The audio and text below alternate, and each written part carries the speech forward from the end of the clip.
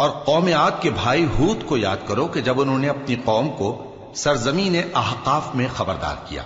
اور ان کے آگے اور پیچھے سے خبردار کرنے والے گزر چکے تھے کہ اللہ کے سوا کسی کی عبادت نہ کرو، مجھے تمہارے بارے میں بڑے دن کے عذاب کا ڈر لگتا ہے۔ کہنے لگے کیا تم ہمارے پاس اس لیے آئے ہو کہ ہم کو ہمارے معبودوں سے پھیر دو؟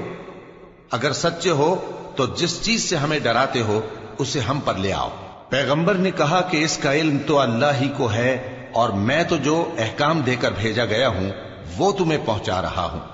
لیکن میں دیکھتا ہوں کہ تم لوگ نادانی میں پھنس رہے ہو۔ پھر جب انہوں نے اس عذاب کو دیکھا کہ بادل کی صورت میں ان کے میدانوں کی طرف آ رہا ہے تو کہنے لگے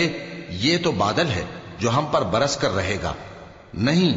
بلکہ یہ وہ چیز ہے جس کے لیے تم جلدی کرتے تھے، یعنی آندھی جس میں درد دینے والا عذاب بھرا ہوا ہے، جو ہر چیز کو اپنے پروردگار کے حکم سے تباہ کیے دیتی تھی۔ آخر وہ ایسے ہو گئے کہ ان کے گھروں کے سوا وہاں کچھ نظر نہیں آتا تھا۔ گناہگار لوگوں کو ہم اسی طرح سزا دیا کرتے ہیں، اور ہم نے ان کو ایسا اقتدار دیا تھا جو تم لوگوں کو نہیں دیا، اور انہیں کان اور آنکھیں اور دل دیے تھے، تو چونکہ وہ اللہ کی آیتوں سے انکار کرتے تھے اس لیے نہ تو ان کے کان ہی ان کے کچھ کام آ سکے اور نہ آنکھیں اور نہ دل، اور جس چیز کا وہ مذاق اڑایا کرتے تھے اسی نے ان کو آ گھیرا۔ اور اے مکے والو، تمہارے ارد گرد کی بستیوں کو ہم نے ہلاک کر دیا،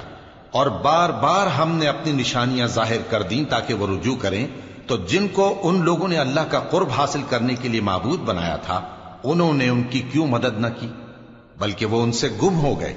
اور یہ ان کا جھوٹ تھا اور یہی وہ افترا کیا کرتے تھے۔